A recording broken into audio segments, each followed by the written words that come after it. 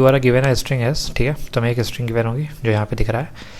तुम following operation perform कर सकते हो जब तक कि स्ट्रिंग एम्प्टी ना हो जाए। ऑपरेशन क्या है कि for every alphabet character from A to Z remove the first occurrence of that character in S if it exist.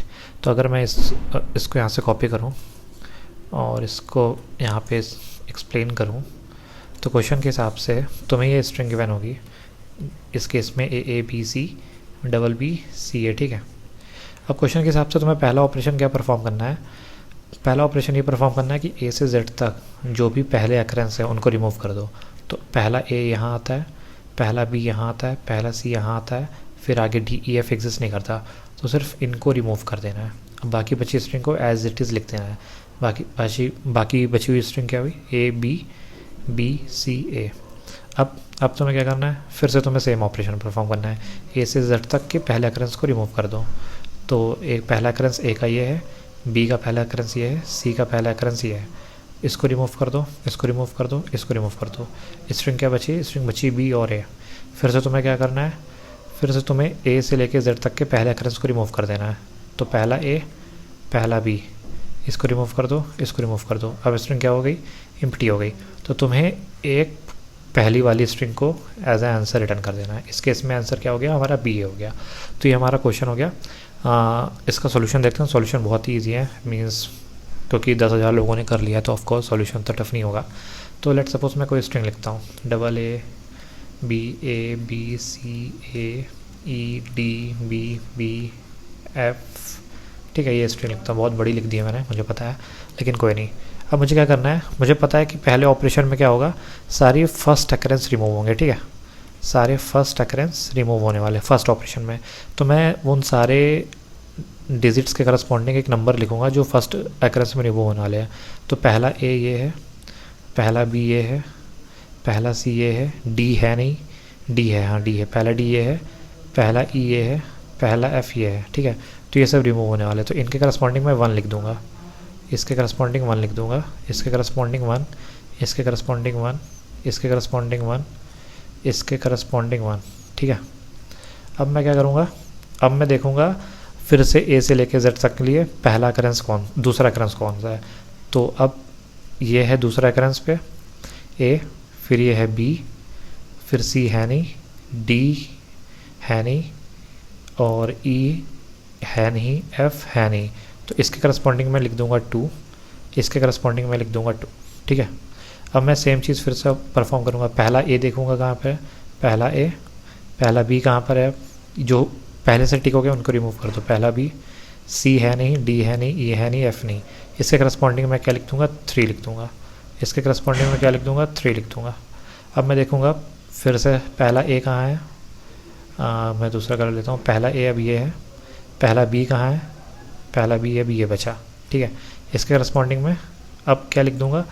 4 लिख दूँगा, क्योंकि 3 तक तो मैं लिख चुका था ना, और इस बी के करस्पॉन्डिंग में 4 लिख दूँगा, ठीक है। अब मैं फिर से देखूँगा, फिर से स्टार्ट करूँगा ए से लेकर जेड तक का। अब पहला ए कहाँ पर है, अब पहला ए ये यहाँ पर है, और इसके करस्पॉन्डिंग में क्या लिखूँगा? इस 4 से 1 + 1 5, ठीक है। तो इसका मतलब मुझे 5 ऑपरेशंस करने पड़ेंगे। जो मैक्सिमम नंबर इसमें आया है, मीन्स उतने ऑपरेशंस के बाद ये स्ट्रिंग खाली हो जाएगी, मीन्स 5 ऑपरेशन के बाद ये स्ट्रिंग खाली हो जाएगी। तो मुझे क्या करना है? खाली से एक पहले वाला रिटर्न करना है ना। तो जब मुझे पता है जब 5 ऑपरेशन बाद स्ट्रिंग खाली हो जाएगी, तो जो 5वें ऑपरेशंस के हैं वो तुम्हारा आंसर। इस केस में सिर्फ तुम्हारा ए आंसर हो गया, इस केस में सिर्फ ए होगा। अगर मैं इसको एक यहाँ पे बनाऊँ, लेट सपोज मैं एक एक करके रिमूव भी करता हूँ, A B C A E D B और एफ। लेट सपोज मैं एक एक करके ऑपरेशन परफॉर्म करता हूँ, ठीक है। सबसे पहले अकरेंस हटेगा, तो ए हटेगा, बी हटेगा, सी हटेगा, डी हटेगा।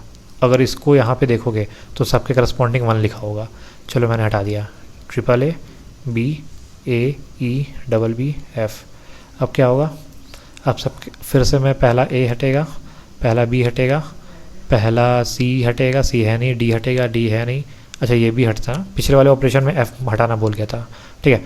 तो ए बी हट गया, सी डी है नहीं, ई हटेगा, और सॉरी मैंने ई भी हटाना भूल गया था पिछले ऑपरेशन में, तो इसको करेक्ट कर लेना, ठीक है। तो ई इस वाले ऑपरेशन में नहीं आएगा, सॉरी सिर्फ ए आएगा और ई आए, सिर्फ ए आएगा, सॉरी ठीक है। तो ए हट गया, बी हट गया, सी है नहीं, डी है नहीं, ई है नहीं और एफ भी नहीं आएगा ना। मैं दोबारा ही लिख देता हूँ, छोड़ो। फिर से मैं इसको लिखता हूँ, triple A, B C, A E, D B, B F. ठीक है,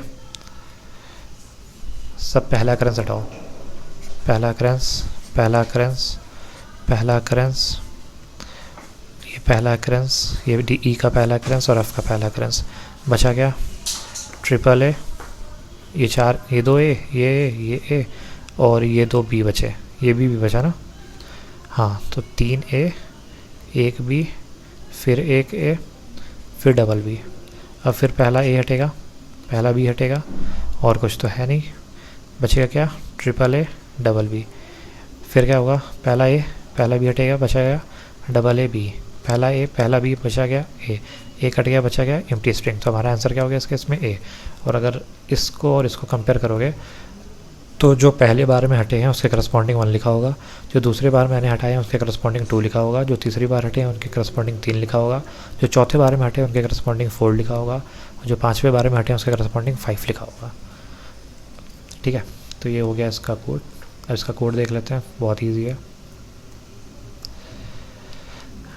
ये इसका कोड हो गया। मैंने स्ट्रिंग की लेंथ निकाल ली, एक एरे बना लिया, ये वाला एरे, इसको मैंने ARR नाम दे दिया। एक एक करके मैंने पहली अकरेंस मैप में स्टोर करके रखी है। तो अगर मैं एक मैप बना लूँ, लेट सपोज ABCD से लेके Z तक का, तो स्टार्टिंग में सब में 0 है। ठीक है, तो मैंने चेक किया अगर mp.count 0 है मीन्स वो पहला अकरेंस है, तो उसमें 0 डाल दिया और यहाँ पे एक 1 लिख दिया, मीन्स वो एक बार अगर हो चुका है। नहीं तो एरे ऑफ आई में mp+1 क्लियर कर दिया, मीन्स अगर मान लो एक बार आ चुका है फिर दोबारा आता है, जैसे यहाँ पे ये एक बार ए आ चुका है, तो वह पहली बार में क्या डाला है, मैंने यहाँ पे 1 डाला है, यहाँ पे 0 डाला है, कोई फ़र्क नहीं पड़ता। चलो, पहली बार अकरेंस आया ए, तो यहाँ पे 1 था, दूसरी बार आया तो क्या हुआ, 1 + 1 हुआ ना, तीसरी बार आया तो क्या हुआ, 2 + 1 हुआ ना, ये 3 लिखा है, 1 नहीं लिखा। ठीक है, फिर चौथी बार आया तो क्या हुआ, 3 + 1 हुआ ना, पाँचवीं बार आया तो क्या हुआ, 4 + 1 हुआ ना। तो वही चीज़ यहाँ पे हो रखी है लाइन नंबर 14 पे। फिर मैंने क्या किया, लास्ट में मैक्सिमम एलिमेंट निकाल लिया एरे से। तो इस केस में क्या था, जैसे इस केस में मैक्सिमम इंडेक्स मैक्सिमम नंबर आया था 5, तो मैंने मैक्सिमम एलिमेंट निकाल लिया और उस पूरी यहाँ से लेके ये दोनों को मैंने एक साथ ट्रेवर्स किया है और चेक किया है जहाँ जहाँ 5 है उसके करस्पॉन्डिंग जो कैरेक्टर है वो मैंने अपने आंसर स्ट्रिंग में ले लिया और लास्ट में मैंने आंसर रिटर्न कर दिया है। ठीक है।